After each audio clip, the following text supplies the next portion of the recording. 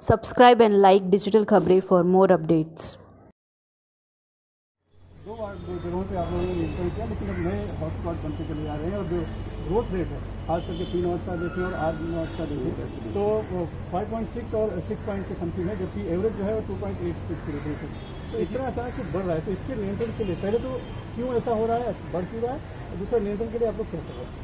मुंबई शहर में पहले जिस वार्डों में केसेस बढ़े उसके ऊपर नियंत्रण किया गया, और मुंबई शहर में जो वार्ड पहले बिल्कुल सेफ थे, जैसे कि हमारा पी नॉट हो गया या एल वार्ड हो गया, अब उसमें थोड़ा सा ट्रांसमिशन बढ़ा हुआ है। लेकिन जो पैरामीटर हमने धारावी और वर्ली में लिया, अब वो डबलिंग रेट अगर आप देखें तो पहले जो यहाँ पे जो पेशेंट्स थे वो कम है, उसके हिसाब से आपको डबलिंग रेट दिखता है।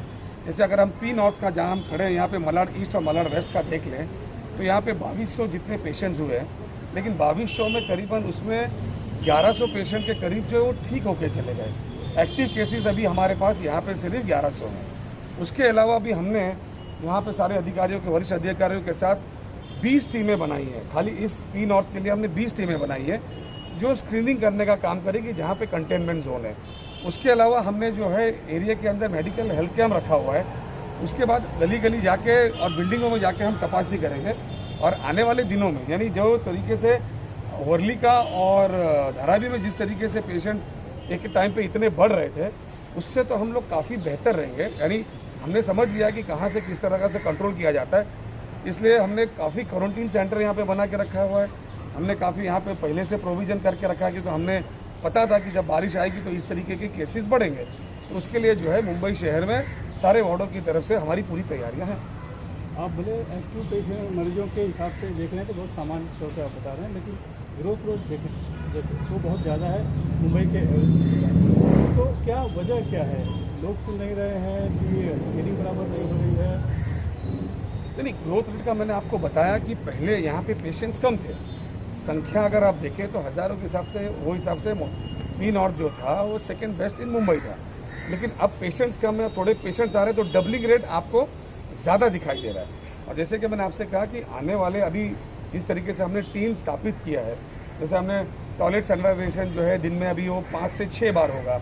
हमने क्वारंटीन सेंटर ज़्यादा बढ़ा दिया है। हम लोगों को लाके जो कॉन्टैक्ट्स को ये कर रहे हैं। हमने पैरामीटर टेस्टिंग का जो 1/14 था उसको 1/20 कर दिया है। तो आने वाले 5-6 दिनों के अंदर आप देखेंगे कि काफ़ी इसके अंदर ये रिजल्ट आया है। और अभी तक का जो मोर्टेलिटी रेट है वो थोड़ा सा यहाँ इसलिए ज़्यादा है कि यहाँ पे इनिशियल स्टेज के अंदर जो जोगेश्वरी के अंदर डायलिसिस सेंटर थे, जहाँ पे नर्सिस और डॉक्टर कोविड हुए थे, उसमें जो सीनियर टाइप के जो लोग थे, जो कॉमेडी लोग के थे, उनकी डेथ हुई थी, इसलिए थोड़ा सा मोर्टेलिटी रेट यहाँ पे ज़्यादा दिखाई दे रहा है।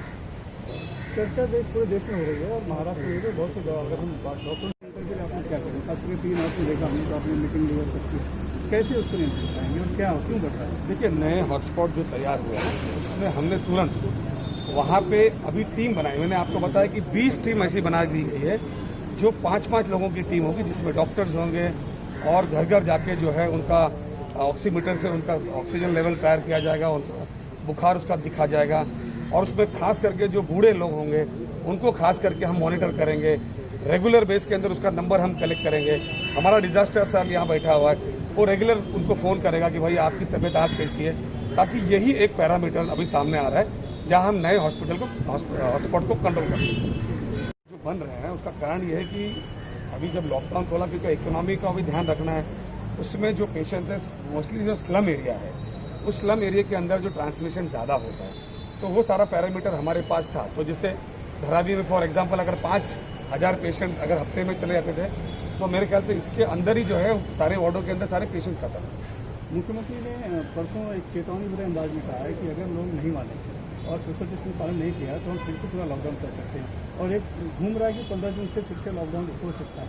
इस पर कुछ कई चर्चा मंत्रालय में करनी चाहिए। देखिए, ऐसा है कि हम अचानक आके 6 बजे डिसीजन लेके 8 बजे जो है ना वो लोगों के ऊपर थोपने का काम नहीं करते। हम अभी लोगों को चेतावनी इसलिए दे रहे हैं कि ऐसे होने के चांसेस ज़्यादा है। हमने रिलैक्सेशन दिया है ताकि ऑफिसेज 10% चाहते हैं वो गाँव जाने में उनको वापस से मदद मिल जाए। जिन लोगों को इंटर स्टेट ट्रांसफ़र होना है वो चले जाए, इंटर डिस्ट्रिक्ट जिनको जाना है वो चले जाए।